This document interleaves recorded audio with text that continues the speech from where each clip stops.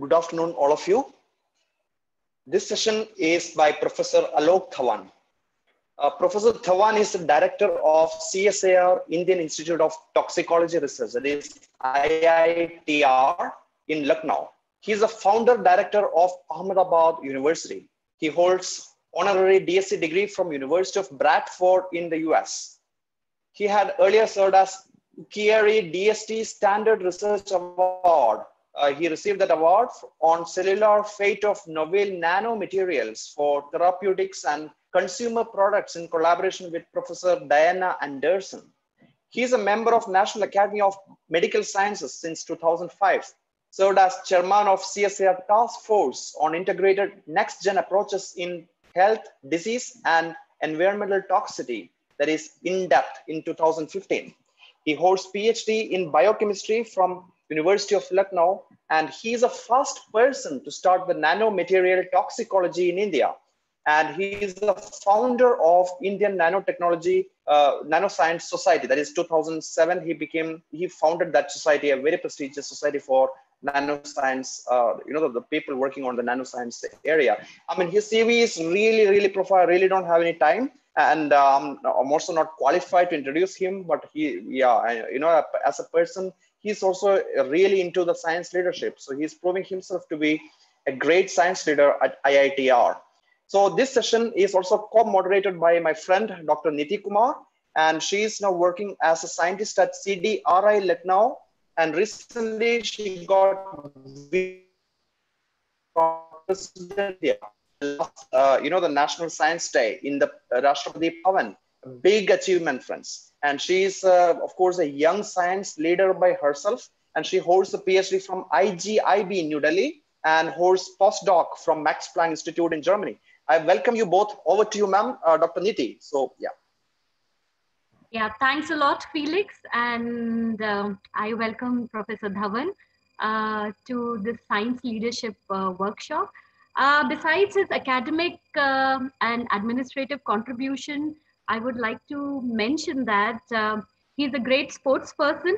His positive attitude and sportsman spirit is reflected in conversations with him, and it's really a pleasure to interact and learn a lot of things from him. And he was our officiating director for a few months, and I got a chance to work with him and personally get some positive attitude from him. So with these few words, I would like to request Professor Dhawan to share his journey from a student to a scientist to an administrator. Over to you, Professor Dhawan. Thank you so much, Niti, and thank you, Felix. I think it's a wonderful occasion for me. नमस्कार आप सबको, और हम सबसे पहले तो Felix और इनियास को धन्यवाद देते हैं कि उन्होंने एक ऐसा माध्यम बनाया, एक ऐसा प्लेटफॉर्म बनाया जहां पर इन्वर्टेड कॉमर्स में जिनको ये लीडर्स बोलते हैं वो आके अपनी बात रख सकते हैं. At least people who have within again inverted commas achieve something in life in this country can come and present to the budding scientists, to budding leaders of science, and of course share some of their experiences as to how they reached where they reached in life. And I think I was very happy to listen to the initial talks of Dr. Ashutosh Sharma and Dr. Renu Sarup, and this morning by my friend Shashi. I think they all alluded to similar things, The only difference between their talks and mine would be that I'll have a PowerPoint presentation. I thought it'll become a boring, very boring after a while, just looking at me and seeing me talk. I think when you talk of leadership, it's a very different ball game. I think in my lifetime, like Neeti mentioned, I had a very enriching life. In few senses, one, that I came out of an academic family altogether, and so I was given the freedom to speak what I wanted to. I could sort of discuss what I wanted to. I could practice what I wanted to, and from that standpoint, I think it was very enriching for me to meet the top scientists of this country at that point in time. And so therefore, I think it was very, very enriching for me. And then as I moved on, I kept taking risk one after the other. I was there part of my life in Assam University, Silchar, trying to establish the biotechnology department there, and then went on to Ahmedabad University for about 3.5 years, establishing the Institute of Life Sciences, where again, I had the privilege of meeting or working with almost 5 directors of different IIM in the country, 4 or 5 CEOs, and the science leaders of this country. So I think it all depends on how you are groomed in life, and I think I was privileged to be groomed in the fashion that I was. People, I think, spoke about leadership being inborn. I would say, well, that is one of the things, that you are born with a leadership gene, if I may say so. But at the same time, you need to be born with a learner gene. I mean, the more you learn with the experiences of others, the more you become better in life, the more you can perhaps lead better in life. And apart from that, I think you need to also have an ecosystem where you can perform. So I think that's the other bit, that whenever a person becomes a leader, needs to ensure that you sort of have that ecosystem where a person can perform in life. And for me, life has been a quest for knowledge, and it's been a lifelong learning experience for me. And one of my mentors, I would say, used to say that I was dumb yesterday, right? So that means that every new day that comes, you learn something new. So I think that's the bottom line. As a leader, you always need to learn from others, absorb what others are saying, and try to see how you can improve yourself. The other things I would say that a leader should do, of course, is to ensure that whatever is there in that organization is simplified to the extent that people can understand. Once people start understanding, they can then perhaps see their own path. They can perhaps see a road through which they can go and create a niche for themselves. I think that creation of that ecosystem is what the leader should be doing.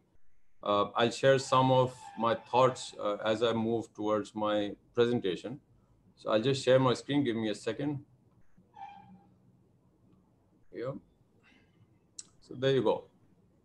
So what I'll be talking to you today is about supporting risk in science for an Atmanirbhar Bharat. As you're aware, that our Honorable Prime Minister has given us a clarion call that we need to become self-sufficient, self-reliant.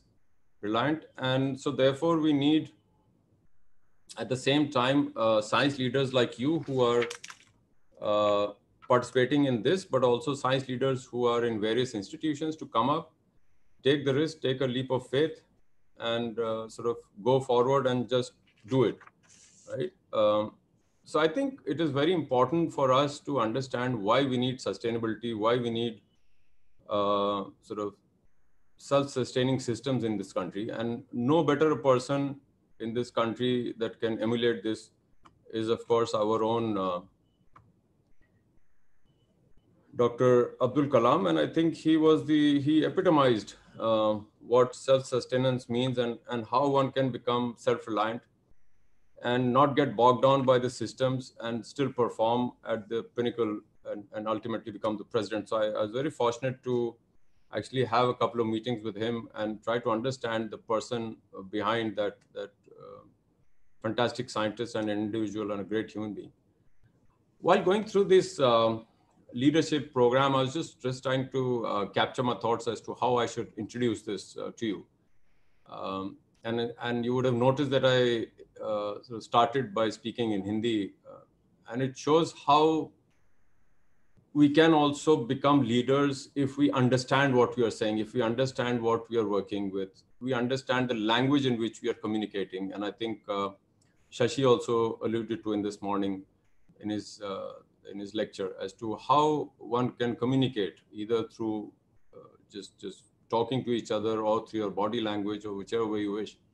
But if you look at just just type leadership on Google and look at the dictionary, it gives you these many meanings in English. But if you go to Hindi, it just gives you two words, and that's netritva and agwai. So I think this brings me to my point that a leader needs to simplify things, and a leader can be made once he or she understands the domain in which he or she is working.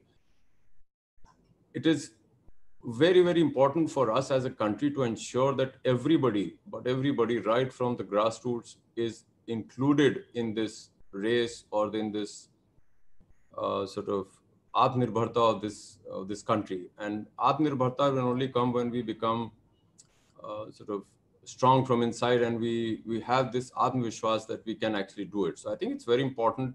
In whichever language you can communicate, it doesn't matter. But as long as you can sort of communicate properly as to what you think, I think that is very important. The other way to sort of break it down, as I mentioned again, is if you just look at the leadership and you break it down in the middle, you'll have a leader and a ship. So the ship that leads the way for the others, sort of taking away the clutter, taking away the hindrances and allowing the others to perform. I think that is what leadership or a leader needs to do. I think that's very important to put things in context as to what leadership means. Doesn't only mean that you become a head of an institution, only then you are a leader. I think there are science leaders. There'll be innumerable Nobel laureates who never ever took the headship of an institution, but they were always a science leaders. So I think let's not mix up head of institutions as leaders versus science leadership. I think leadership comes right from your childhood, depends on how you handle it, and you're groomed by your mentors and your teachers, and that's how you evolve. The other thing which is very interesting, I was just trying to make a difference between a leader and a CEO. I mean, this is something again which is confused very often, especially in the young brigade. They think CEO is a leader, but essentially a CEO is executing everything what is important for that company, right? And but at the same time, I would say if you're a CEO, then you also have to be the chief empathetic officer, which means that you should have empathy when you're working with people in your company, ensuring that the decisions that you take don't harm people, and if at all they are harming them, take them on board and then move forward. So I think it's very important for a leader to take people on board, ensure that everybody is part of the decision-making process. Even if they are not part of the decision-making process, at least you make them understand what the decision means. Brings me to my next point, which is very interesting. I think a person should be the chief meaning officer. And I was quite intrigued listening to a small piece by Jack Welch, who is the former CEO of GE. And he said a leader should be able to tell as a chief meaning officer. A leader is one who is the chief meaning officer, and he should be able to tell where you're going, why you're going there, and most importantly, what is in it for them. So the first two, I think the leaders are able to tell very efficiently and eloquently that, why we are going there. We need change, and we need change because, we have to keep abreast with what is happening in the world. And so therefore, that's easy to communicate. And why we are going there, that's also easy to communicate. But what is in it for each and every person working with you in your group, in your institution, in the country, in the state, I think it's very, very important to communicate. The people who have been able to communicate this meaning to the masses or to their group or to the institution, I think have become really good leaders. So I think it's very important at each step to communicate with your stakeholders, with your colleagues, with your friends, with your family, and try to tell them if you're going to do something, what does it mean for you? What does it mean for them? How it's going to evolve in the long run, at least what you think, how it's going to evolve in the long run. So I think it's very important that we keep on communicating with each other. That's I think, the sum and substance of how we begin. Since I belong to CSIR, I thought I'll just spend a few minutes on how CSI provided leadership to science in this country. So as you're aware, it's called the Council of Scientific and Industrial Research. And as I always say, the leader also needs to think a bit differently. So I thought of it over the period of time, and I thought, why not call it the Citadel of Scientists for Innovative Research? And that is what precisely it has been. And over the period of time, as you will see, in CSIR, we always say collaborate, cooperate, and co-create. I think that's the mantra. We have several institutions that collaborate with each other, and we also collaborate out of our CSIR system. The other thing I always say, especially for the young and budding scientist, it's always said, sky is the limit, right? For me, if I say anything that I can see in science, then I don't think that should be a limit. Because in Hindi, it is very well said, pratyaksham kim pramanam. Whatever you can see, you don't need evidence for. So I think I just did a point mutation here. Instead of Y, I bring I, and it becomes science, knowledge, and innovation. And that should be your limit. So I think that's how CSR looks at it. Sky is the limit for us. We just innovate, innovate, and innovate. And that's how CSR has grown over these years. And of course, R is for risk taking. So unless you support risk, unless you take risks, it's both ways. So I think for a leader, he or she has to support the risk. I think it's very, it's a no-brainer for a leader to support risk, I would say. So if you are supporting risk, you're supporting a person who's ready to take a leap of faith.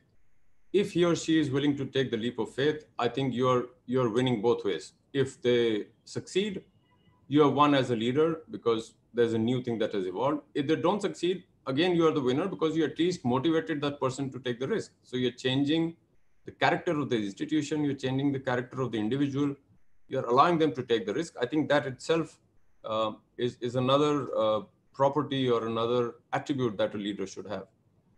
So as I mentioned, CSIR started even before our independence, provided the leadership in science. And as you will see, and under no circumstances, I'm going to undermine the other institutions of science and technology that came forward. And the last one in the series was Department of Biotechnology in 1986. And so therefore, that's how the entire scientific ecosystem developed in this country around these various sort of institutions that came around. CSIR is also the only society in this country, it's a registered society, which is headed by the Honorable Prime Minister as the president of the society, and the Honorable Minister of Science Technology as the vice president of the society. And then we have our DG, who's the secretary of the society, and then we have other members. And as you see on this map, we are almost everywhere in this country. And we have about 38 laboratories working in different areas of science and technology. And I think it's been a very fruitful journey for me, as Neeti mentioned. As a student, I joined this institute, which was then the Industrial Toxicology Research Center, as a PhD student. And a few years here and there, but I sort of came back as a scientist in the institute, and now rose to the position of the leadership, which is the director of the institute. So it's a very fulfilling journey that I've had, and I owe it to my mentors and my sort of teachers who sort of gave me that freedom to perform or take the risk that I wish to take. And I'll share one of the stories with you. This was a very interesting sort of workshop that I had an opportunity to attend. And again, this is an example which I'd like to share, an anecdote which I'd like to share.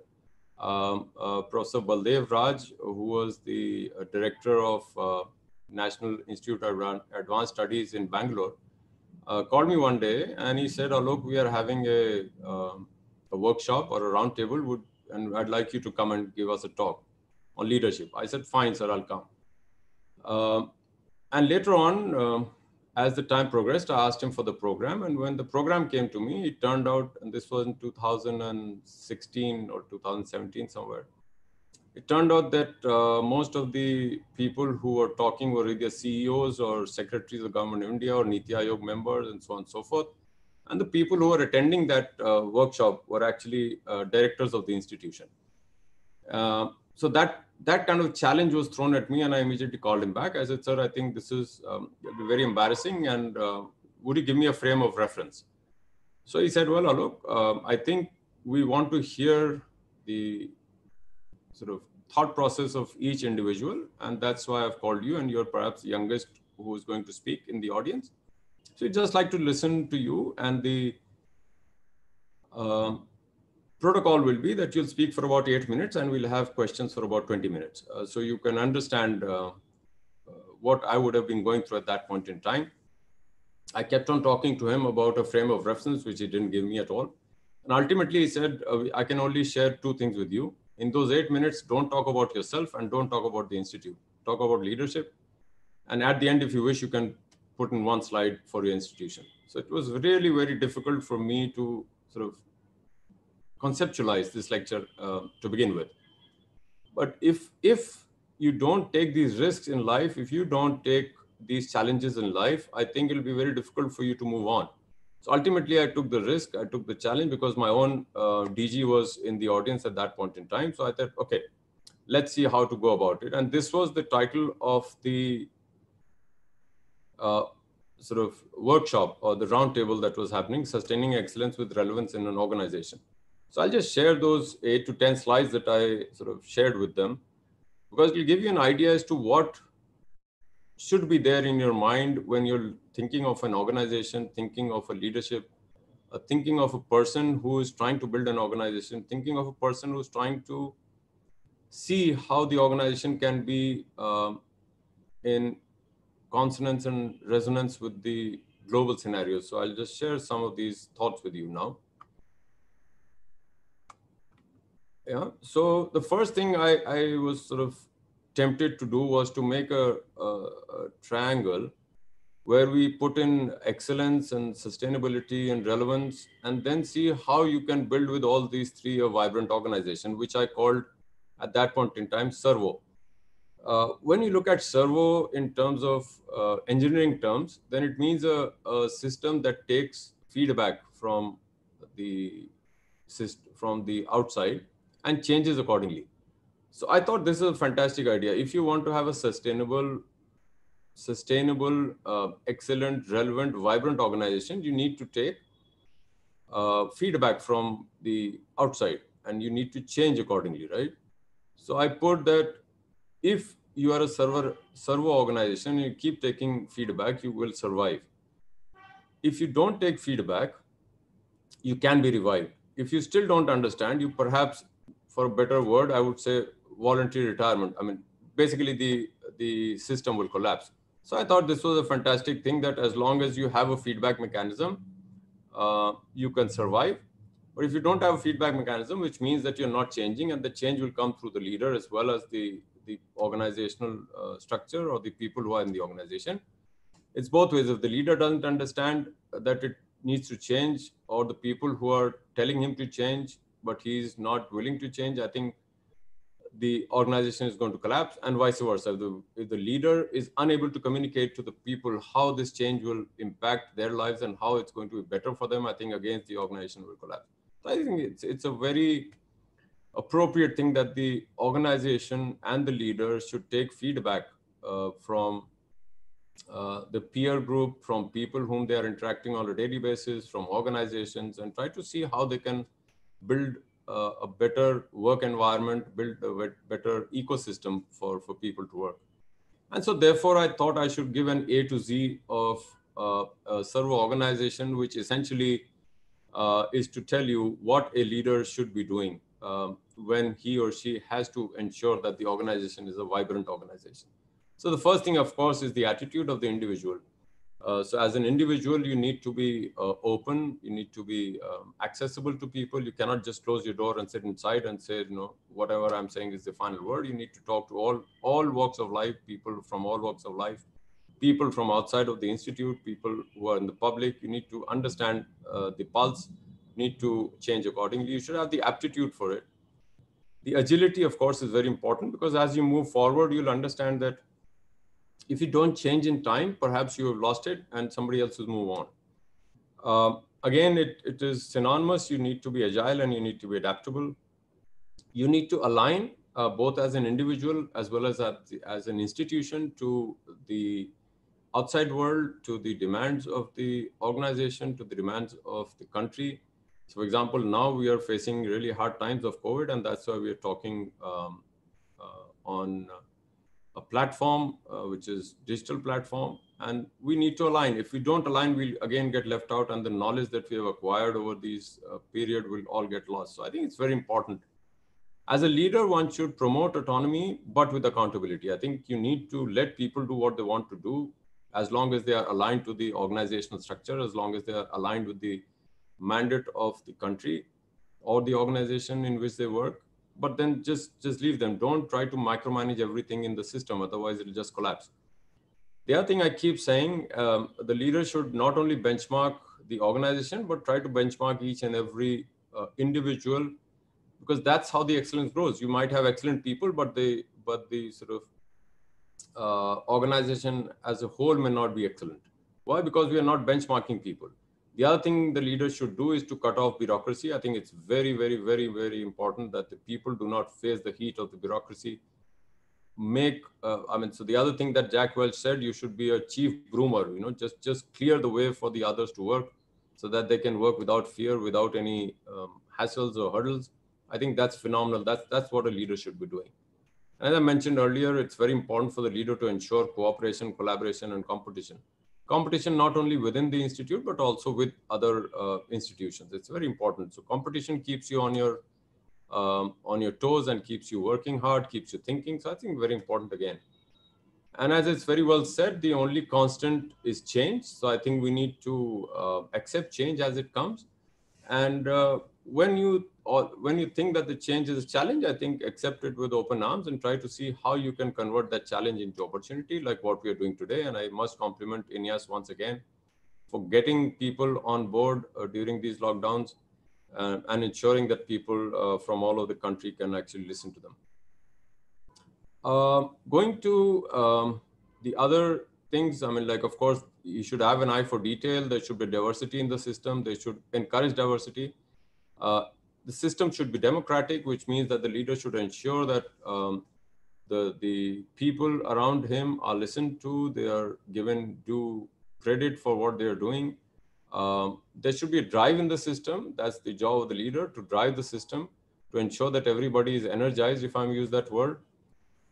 But at the same time should ensure that there is delivery. So you can't have a leader doing everything, but there's no delivery. I think that's equally important.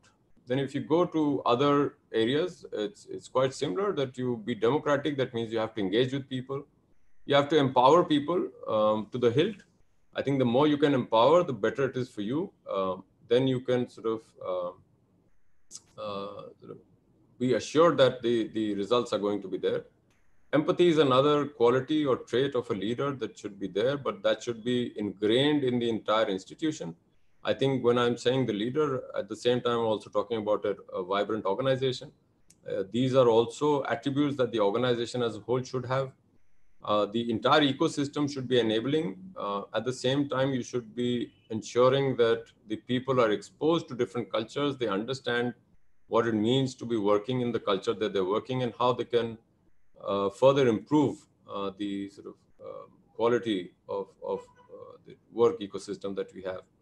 Equality, again, is very, very important. And that equality is not only gender equality, but all kinds of equality, including the fact that if a person cannot speak the English language as perfectly as you can, perhaps, but he or she can speak or communicate in another language, I think that's fine too. So therefore, there is no way that we should have any sort of friction in the organization in terms of equality. Ethics, of course, paramount. As I mentioned, a leader or an organization should always ensure that the energy levels are very high. And the enterprising concept, I always believe that if you're not able to sort of ingrain entrepreneurship in your colleagues, I think that, again, a person is missing on the leadership. At the same time, we need to be focused. As I mentioned, we need to have feedback. And a very important part of an organization or a leader is to be able to forecast or see the future. And as you're all aware that in these COVID times, we are all sort of taken unawares, but at the same time, we stood to the occasion, and we have now been able to get a hold of it. At least we are trying our best to ensure that whatever science or innovation or technology that this country requires is being able to be given by the organizations such as CSIR. Hierarchy is something I totally sort of disagree with in an organization. I think it should not exist. It should be a flat organization. The more flat an organization is, the better it is for an organization. Better it is for the productivity. I think it's the same is true for leadership. I think if you take people along, those are the people who will be remembered forever, not the people who are dictatorial in nature. Integrity is, of course, paramount. You need to inspire people around you. You should be inclusive, as I mentioned to you all the time, that you should be inclusive. And when you talk of inclusivity, every single individual matters. Interdisciplinary approach is very important. Innovation is important, and we should try to institutionalize excellence. For an organization, leadership is important, but for a leader, I think the fact that he should be or she should be a learner is very important. Need to motivate and nurture excellence all along in the institute. The people around the leader and the leader should be very passionate. The organization per se should be policy and process driven and not personality driven. And I mentioned this PPE today. I thought it's very relevant in these times. And I meant here that what you practice is what you preach, PP, and you enable. So I think what you practice, what you preach, and then if you enable or empower, I think that's how the leader should be working. We should look at the quantity, but with quality. Risk and reward should be simultaneous. I think if you're allowing people to take risk, you should also allow them to have the rewards for that risk. The more you make the place enjoyable, the better it is for the organization, better it is for people around you. Just find an excuse to get a cake or pastry in or a samosa into the organization, and people will really love it. Try to sort of, what should I say, the small successes should be enjoyed in the laboratory or in the organization, and that keeps the morale of the entire system up. We should always be in dialogue with the society and stakeholders, because they're the ones who keep us running. At the same time, I think the most paramount thing that a leader should do is to have trust, not only in himself, but also the people with whom he or she is working. Always as a team, you cannot have I when you talk of a leader or a sort of an organization. Things have to be time bound, and at the same time, we need to transform. Leadership is good when they're able to transform the systems for betterment of the systems, to keep them abreast with the current scenarios. At the same time, should be 100% transparent. So the more people understand what you're doing, the more they are on board, I think the better will be the organization, better will be the productivity. And since we are all talking of the society at large, I think it's very important that when we look at utility of the organization, it should be looked upon as the social goods that the organization or that individual has been able to impart. Of course, you should have vibrancy and a strong vision for the organization as well as for the leader. There should be zero tolerance for nonsense, and that is what leads to zenith. I think what I will be, and this was the last that I gave them as a slide. Management is all about taking control, and leadership is all about giving control. I think this summarizes what leadership should be all about. It's not about how much power you wield.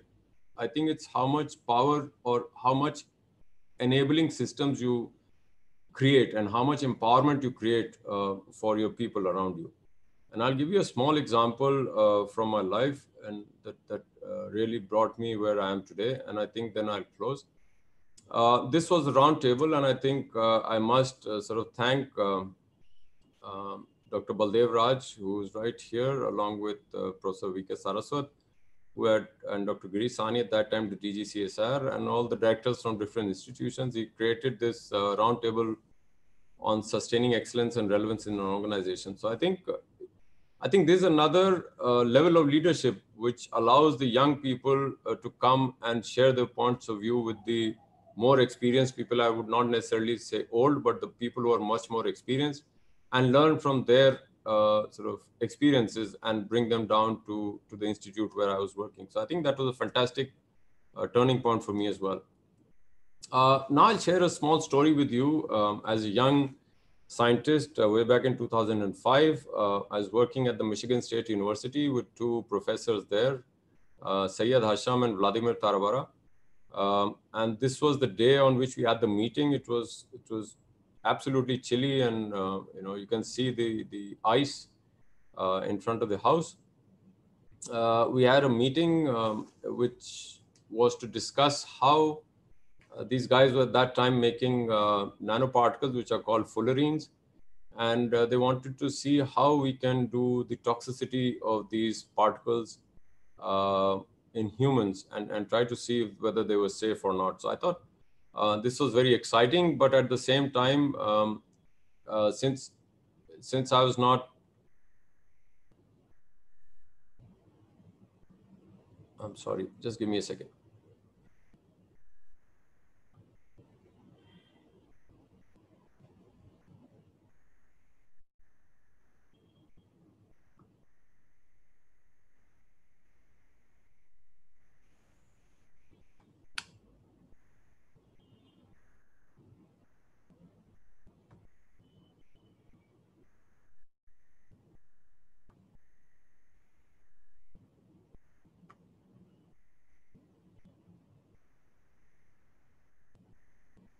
Yeah, so I thought the first thing to do was to talk to them and see, what I'll be planning to do. So I just wrote a email, longish email, I would say, to the then director of our institute. He was joint charge from CDRI, Dr. C.M. Gupta. And I said to him that, well, this is where the world is going right now.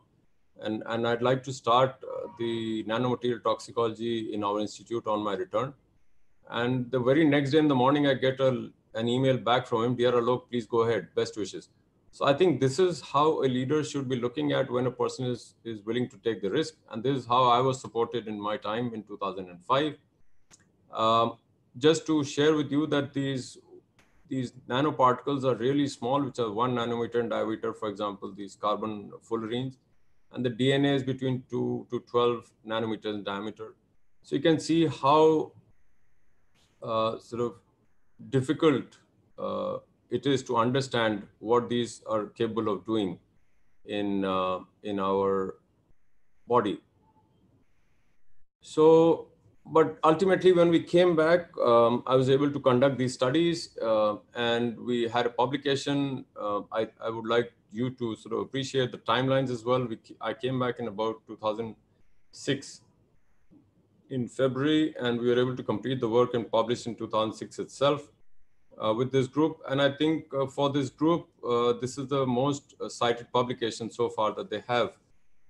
Again, this was a risk that I took at that point in time in 2005, because there's nobody doing nanomaterial toxicology at that point in the country.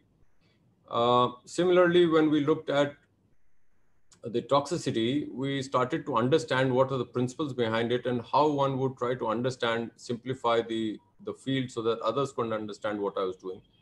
And this sort of went on for a while. We tried to understand each and every process that goes on in the safety of these nanomaterials. And it was extremely important for us to be able to sort of dissect out each and every issue that was pertaining to the nanomaterial toxicology. And as you see at the bottom, every single thing was documented. So each of these was published as a review. Those times were issues that were facing the entire globe. Scientists were sort of battling these issues on a daily basis for nanomaterial safety. So therefore, we looked at all the three issues, be it in vitro, in vivo, or in silico, looked at all the three approaches of addressing nanomaterial toxicology in the institution. At the same time, because these nanomaterials go into the environment, we also thought it would be prudent to look at the different, I'd say, animal systems or systems in the ecology, be it bacteria or paramecium, at different trophic levels, to understand how these move. So these were very exciting times, I must say, when we started. At the same time, we were also looking at how to improvise and how to use newer techniques or develop new methods. And in this, we could find that, for example, we were earlier using transmission electron microscopy. But we thought, is it possible we can use flow cytometry instead of this? Because it not only requires a lot of time for TEM, but in flow cytometry, you can do many samples and per sample you get a very robust statistics. So we looked at the principles. So this, I would say, especially to youngsters, I think as long as you understand what you're doing in science, it is very important. The fundamental principles are important and you can build on them. So we understood the science behind flow cytometry and we tried to build over it. And immediately we found that what we were doing in electron microscopy could actually be replicated in flow cytometry. And we were able to show that these particles which were being seen inside the cell could actually be seen even through flow cytometry. So it became very simple and you could actually isolate these cells out. At the same time, we were looking at bacteria as one of the, as I mentioned, one of the organisms in which we wanted to study the nanoparticles. And here you'll see that as the bacteria were dividing, we still found nanoparticles inside. So again, it was very, very sort of exciting times for us. And then we looked at this for 3 generations. So first we looked at the internalization using flow cytometry, and then we re-inoculated and went for 3 generations, and we could still find nanoparticles inside. So it meant that almost 3 generations, when the E. coli was exposed to zinc oxide, we could still find nanoparticles inside the bacteria. And this third, I would say, was really fantastic. And these are all examples I'm giving because I was supported for the risk that I was doing, but then these were students who wanted to take the risk and I supported them. And this was a guy who had actually done his MSc in biotechnology, and he came and I said, I want to do molecular biology. At that time, we were trying to establish the in silico facility for nanomaterial toxicity. And I said, why don't you try this? It'll be really good for you. It's a new field that is upcoming. And so he tried it, and ultimately he sort of succeeded. And now currently he's doing his sort of postdoc abroad. But this was really interesting that we were able to look at the hydration in graphene oxide and how it was able to preserve the helical structure of the protein versus a graphene which was unhydrated. So essentially, this was a purely biological problem, a purely in silico solution, and published in a purely chemistry journal. So I think the more sort of out of the box you can think, the better it is for the field. And so therefore, over a period of time, we were able to build this entire engineered nanomaterial toxicology field in this institution, right from synthesis all the way up to in silico prediction. All these areas were developed in this institution, and that was very helpful for the country at that point in time. And currently, we have the nanomaterial toxicology, National Nanomaterial Toxicology Center funded by CSIR. So the examples that I'd like to share again, this was a publication we made in January of 2009. Some of you may not be able to see the date, but it's 16th of January 2009. And here in April 22nd, 2009, it appeared as a full page in the Science for Environment Policy of the European Commission. So again, I think India is very rich in its scientific pursuits. If you are able to do good quality science, there's no reason why we cannot be recognized all over the globe.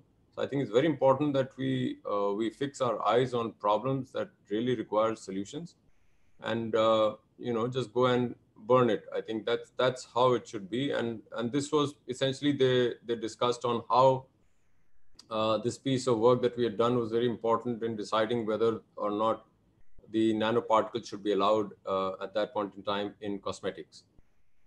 Similarly, the work that I shared with you on flow cytometry appeared as a featured article. And this, again, this guy, a student of mine, was able to get a sort of new method in his name. So that method is now, will always be in the name of the student. So the student took the risk, he was supported, and now he has his own sort of method. And the third one was, of course, the in silico work that I shared with you. Again, this was a piece of really good work that the student was able to conduct. The publication of 2009 that I shared with you, the DST then went ahead and did an international comparative performance of India's research base, and in the areas of pharmacology, toxicology, and pharmaceutics. From 2009 to 2014, they came up with top 10 publications, one of which was in all these 3 fields was the the work that we did with the DNA damaging potential of zinc oxide nanoparticles in human epidermal cells. So again, it goes to show that if you're able to think outside the box, you're able to, just focus on the problem at hand, you'll be able to carve a niche for yourself. So these were the kind of timelines that if you follow that, I sort of wrote to the director in 2005. We came back in February of 2006. In April, we were setting up facilities. In 2006 itself, we had submitted a proposal to DST for funding. We had formed the Indian Nanoscience Society in 2007. We'd done an international conference in 2008. We invited several countries to come to India. So either you go around and learn how things are going, or you invite the leaders in the field and try to learn from them. We did the latter. We invited the leaders from the field, and we started this system of learning. And then we went ahead and had several projects from European Union or from CSIR. And in 2011, we published the guidance document for safe use of nanomaterials. We had an advanced imaging facility later on. And in 2017, first time that we saw in May 2017, that CSIR was globally positioned among top 5 in nanomaterial toxicology. 2017, as Felix mentioned, I was given the DSc honorary causa for the work in nanomaterial toxicology by University of Bradford in the UK. And I was very fortunate that this was their Golden Jubilee year, and I was the first person to ever receive an honorary doctorate outside of UK from this university in their 50-year history. And in 2017, we published our first book on nanotoxicology, experimental and computational perspective in the issues of toxicology from the Royal Society of Chemistry. And later on, we had another couple of books in the next years in 2018 and 19. The guidelines that we actually published then formed the basis of the National Guidelines for Evaluation of Nanopharmaceuticals in the country, which was released by the Honorable Minister, Dr. Harshvardhan, last year. There's another guidelines that is coming for evaluation of nano-based agri-inputs and food products in India. That's again in the final stages and perhaps will be released soon. And all these guidelines, we have been participating in formulating these guidelines. The work that was done has now come up in the guidance of safety assessment of nanomaterials in cosmetics. This was in October 30th in 2019, the Scientific Committee on Consumer Safety in the European Commission. Another guidelines be DST on the safe use. Again, our guidelines has been mentioned in this as to how we should use the nanomaterials in our laboratories. And not only that, we were able to train 7 or 8 European countries in how to do nanomaterial toxicology, and they actually went back and established in their own countries. So it was very rewarding, I would say, this journey that started with just an email to the director and he allowing to do what a young scientist that time took the risk, and that was supported by this institution. And as I mentioned, CSIR currently stands in the top 5 in the 3 areas of toxicology: industrial toxicology, food, and nanomaterial toxicology. I think it's very important. This slide I always love to show because this was the next day after Christmas that I took the photograph in Michigan. It has got a lot of science in terms of the bird flight, but it has got a lot to do with leadership. The bird that is flying in the front, the other birds are following them, so they trust the leader. The leader actually clears the path for others to follow. And not only that, I think the bird also provides a lesser amount of force that the others have to put, because it creates a certain amount of vacuum so that the other birds that are flying can actually move forward.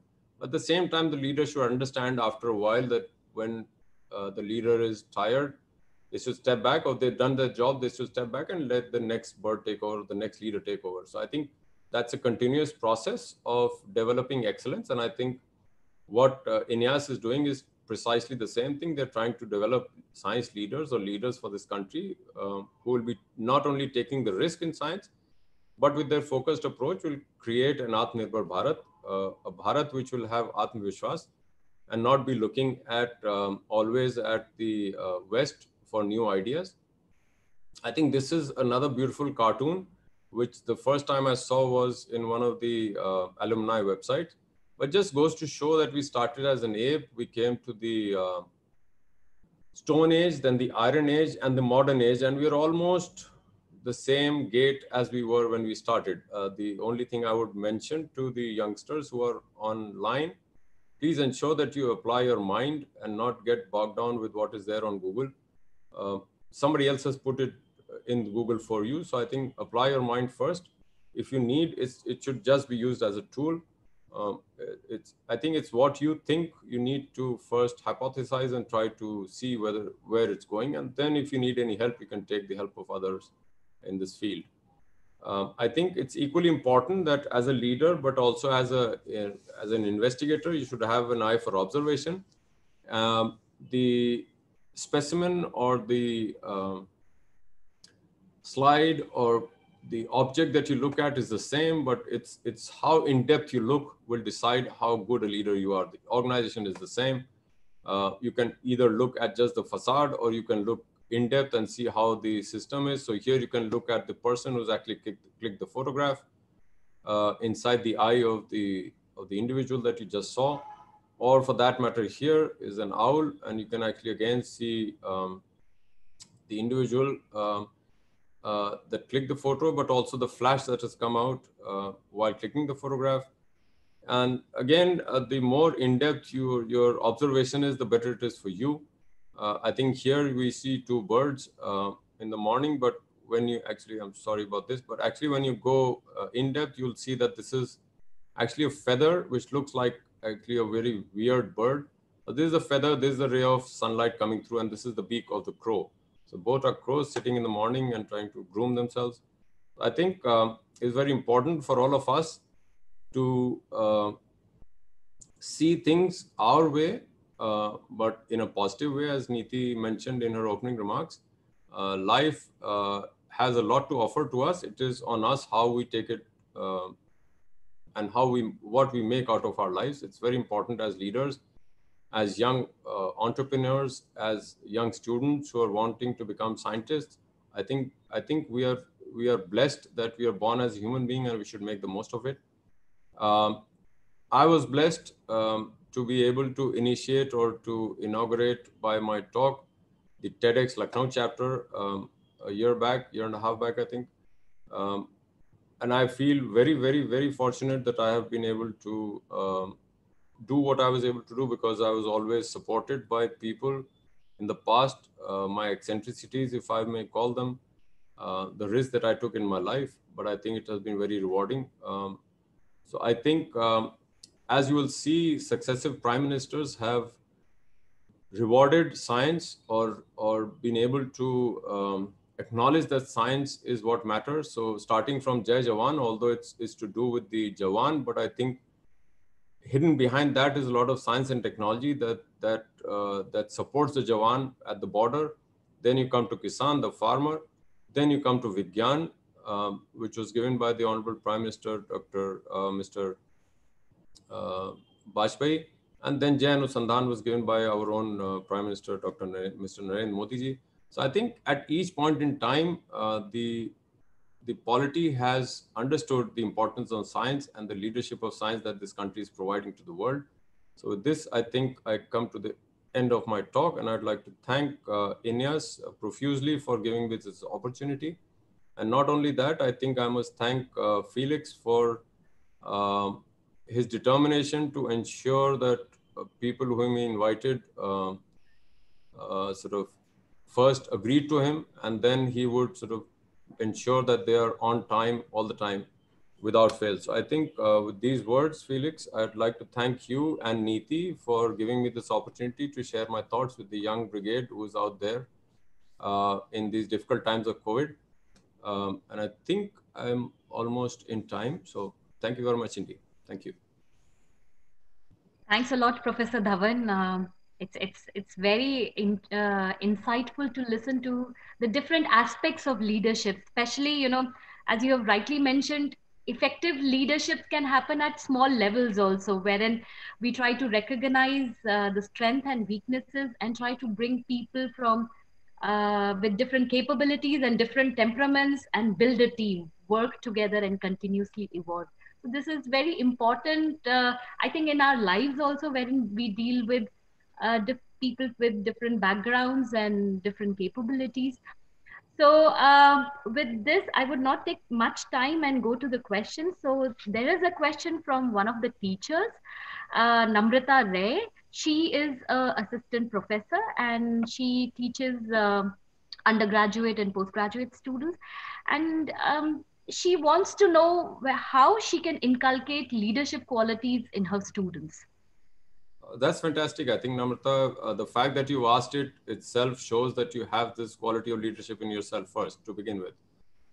The second, I would say, is encourage them to stand up and ask questions, not be afraid of you. As I mentioned in my talk, you should be able to listen to them. So if you create an environment where the student can actually stand up and express, I think that will be the first sign of leadership, that the person is able to stand up and express what he or she wants to say without any fear. Okay, that will create an environment and an ecosystem. Next will be to ensure that what he or she is saying. So I'll just give you an example, share an example so you'll understand what I'm saying. We ensure that in our institute, right from class 9 upwards, we get students to come and work with us in their summer vacations, not this year, but otherwise.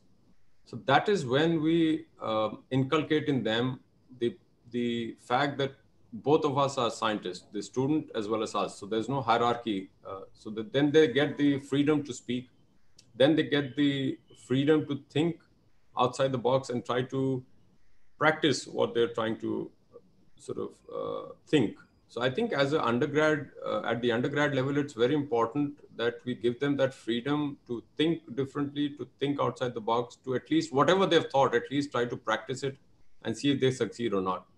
The one thing I must also share with you as a teacher, I think it's very important to inculcate in them or to ingrain in them that sort of failure is not an option. Failure should not be in their dictionary. It can be unsuccessful or successful attempts.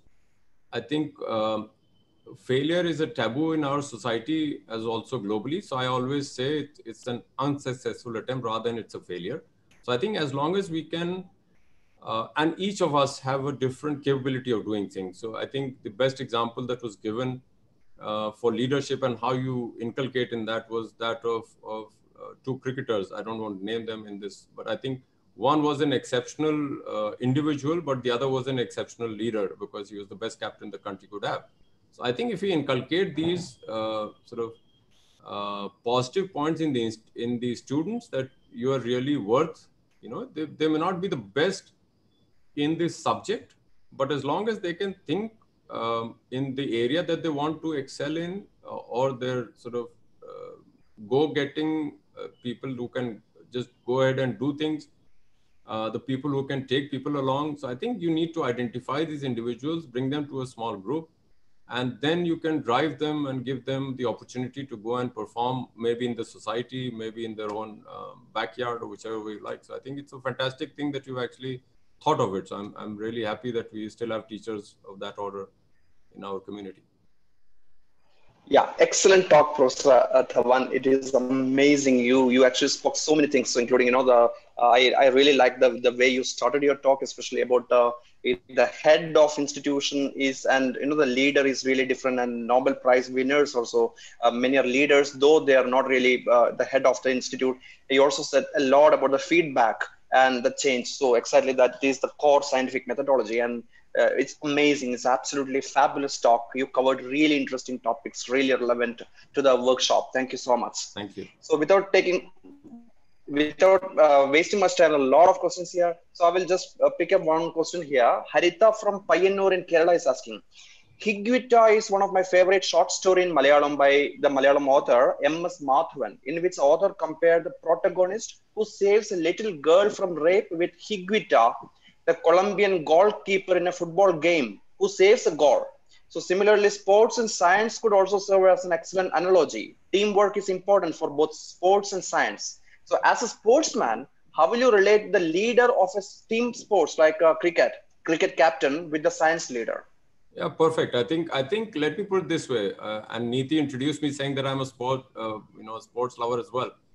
And it so happened that I used to play a lot of sports in my institute as well, and ultimately ended up in heading the sports promotion board of the CSIR. I think what I don't differentiate between the two. End of the day, sports is a fantastic science in its own right. So if you talk of science, I mean, sport is also a science. So if you look at from that prism, the leader of sport has to apply that much more science in the sport itself. The fact that you have to carry along the team with you means that you need to know the sort of strong points and the weaknesses of all the players in your team. They may have their own sort of behavioral problems or issues. They may have their own strengths and weaknesses. For example, she said cricket. A person could be fantastic in batting. The other one could be fantastic in bowling. The third would be a fantastic all-rounder, right? As long as you can identify as a leader, that means the captain can identify the sort of strengths of each of these individuals, and then be able to see at which point which sort of armament has to be used, or which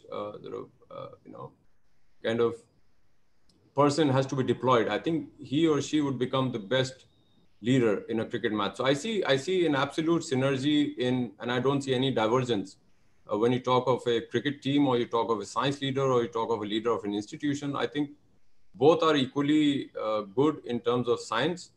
Both have to understand the team. Both have to understand the strengths and weaknesses of the team. Both have to understand at an individual level in the team how that individual is going to perform. Only then the entire team will be able to win. I think that's the bottom line.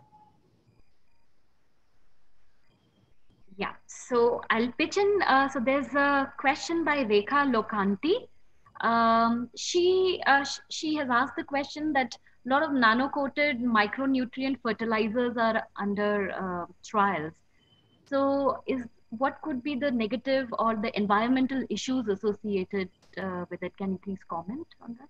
I can comment, but I think it's a very tricky issue, to be honest, because I mean, a lot of people are already up in arms that we should not use nano-coated particles in the environment.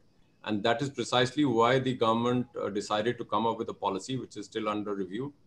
It's on the DBT website. I would encourage the lady who asked the question to actually read it. But the major issue that I can share with you as a scientist is the fact that people are apprehensive. I wouldn't say, it's just apprehension because you don't have data enough. That if we leave these coated particles inside the soil, how they would impact the resident microflora that is there, or the bacteria that are there in the soil, how they will impact the next crop, for example. And the fact that recently we had this issue of microplastics coming into water and so forth. So I think that has increased the apprehension or the fear of people. But still, I think as we progress with technology, we'll try to understand the science in that technology. We'll try to understand how the different trophic levels are impacted. So now at least we understand, for example, that the pesticides that are used elsewhere in the world ended up in Arctic ice. They were never used there at all. So I think now people, as we get a better understanding of the field of environment and how these nano-encapsulated pesticides or other maybe fertilizers are utilized in the field, how they will behave. Let's say in summers in Rajasthan or summers in Uttar Pradesh versus summers in Chennai, which are very hot and humid. So I think it'll be good to understand, and that is where I think these guidelines are very enabling, and we're trying to see how we can enable these to move forward.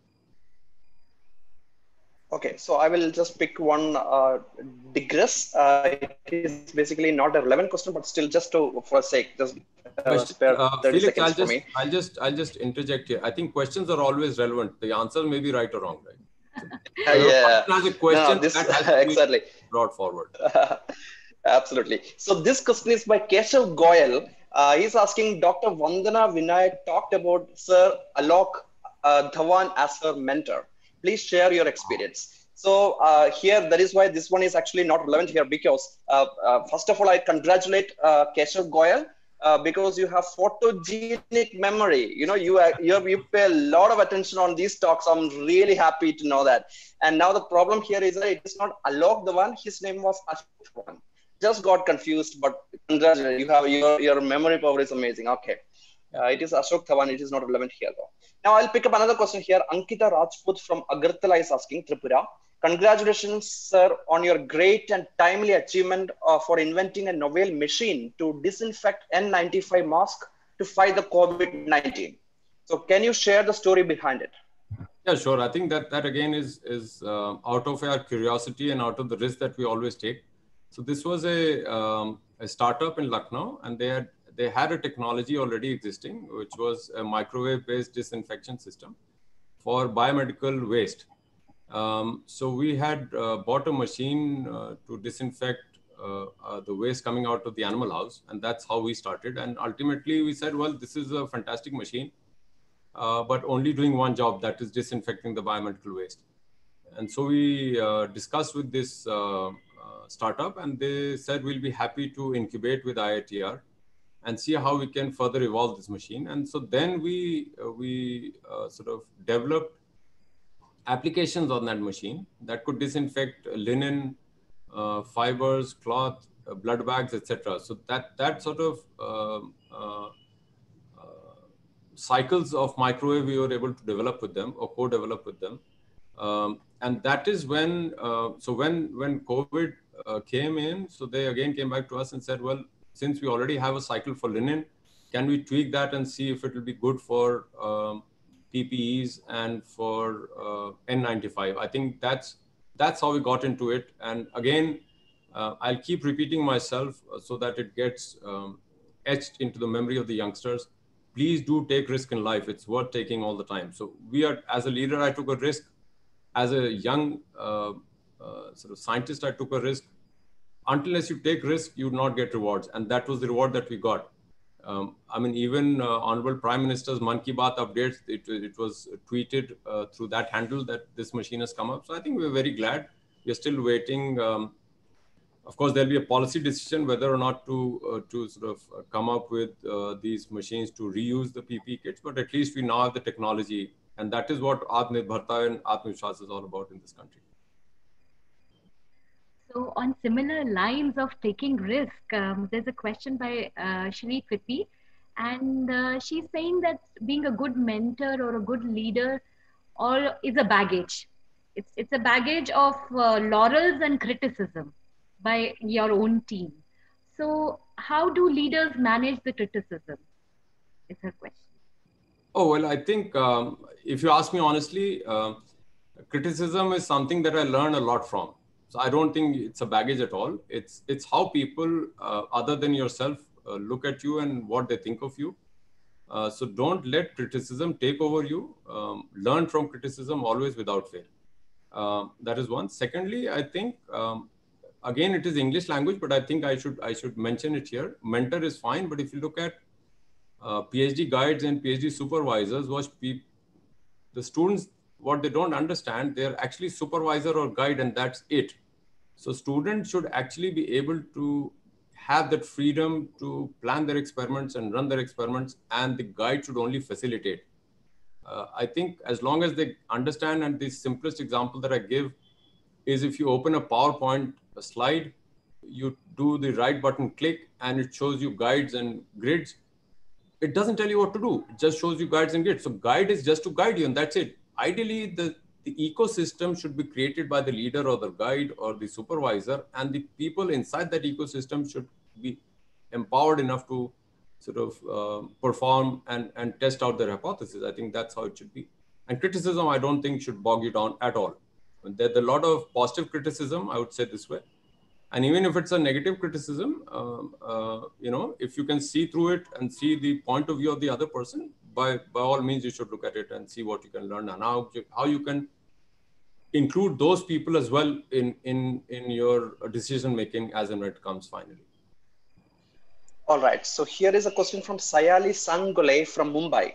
Excellent talk, sir. You talked about importance of feedbacks. In our university, we have feedbacks too, both for teachers and students. Issue is that no one bothers to read the feedback and change the policy accordingly, making the entire exercise futile. So how to make lawmakers pay more heed to the feedbacks?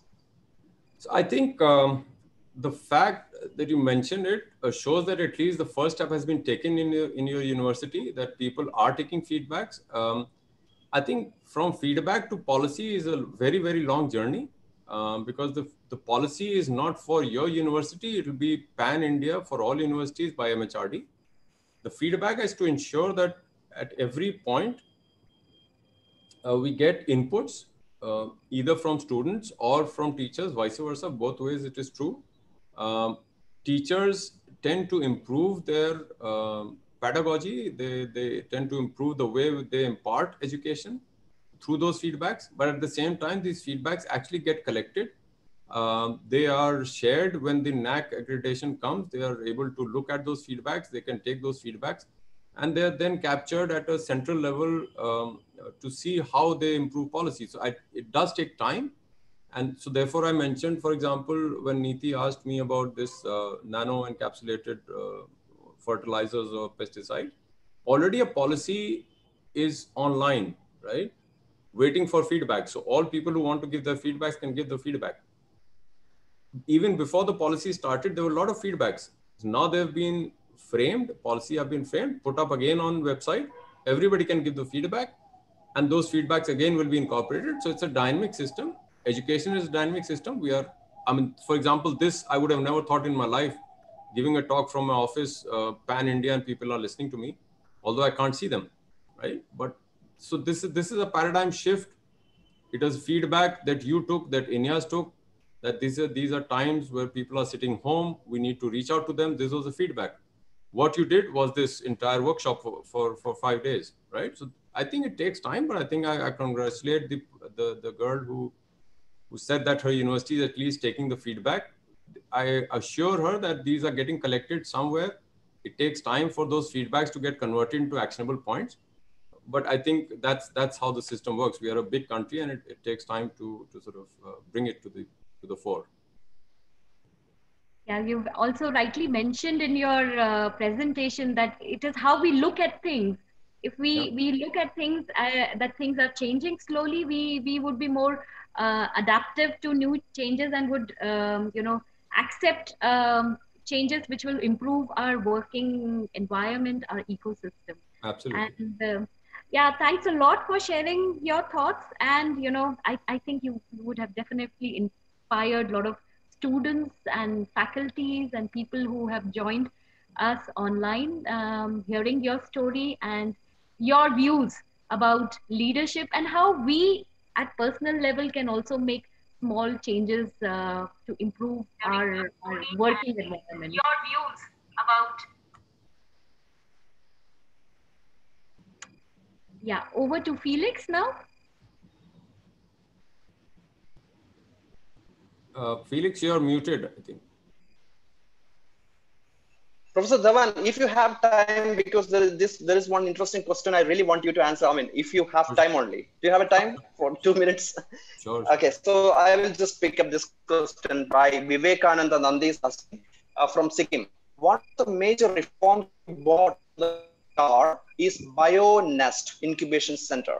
You also made IITR decision-making process completely decentralized, with even junior scientists are involved in decision-making. I think this is an amazing practice, unfortunately not followed elsewhere in India. Any thoughts on how to popularize these good practices elsewhere? So this is one platform how we are popularizing these best practices, right? You come from a wonderful state, which is organic, if I may use that word.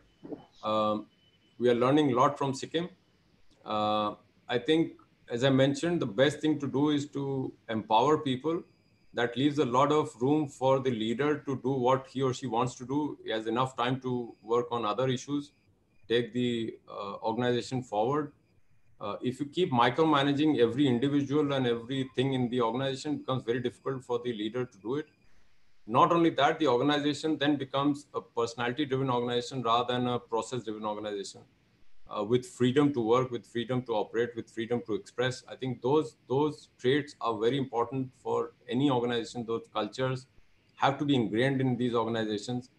And these workshops that your organizations, your INIAS is organizing, I think these are the kind of platforms that are there to understand and imbibe these cultures from best practices from one organization to the other, from one person to the other. I think these are the platforms that we should encourage more and more, so that sort of these best practices get transferred from one place to the other. You are unfortunately muted again. Sorry. Yeah. Very unlike of Felix to be muted. Yes. Thank you so much. The reason is that I keep on muting because I have a fan running. It's very hot here. Yeah. So, yeah. Thank you so much, sir. It's a pleasure to be with you. You know, you already spent too long, almost 1 hour 45 minutes. 15 minutes. So thank you so much from all of us, the organizers. Thank you, Felix. Thanks everyone. Thank you. Thank you. Before going, I would like to show you one thing. This one is a picture from our new campus. This was one of your slides on Jai Jawan Jai. This is how you ended your presentation today. Jai Jawan, Jai Kisan, Jai Vigyan, and Jai Anusandhan. And this is exactly our monument also. This is our new campus of Central University of Punjab. Fantastic. And we have this one. This is a monument in our university. Thank you, sir. Absolutely wonderful. Absolutely wonderful. I think this is what I think inspires the next generation of people to sort of come and do work in organizations like yours and be empowered. At least, you know, that's wonderful. Right. Thank you, sir. Thank you.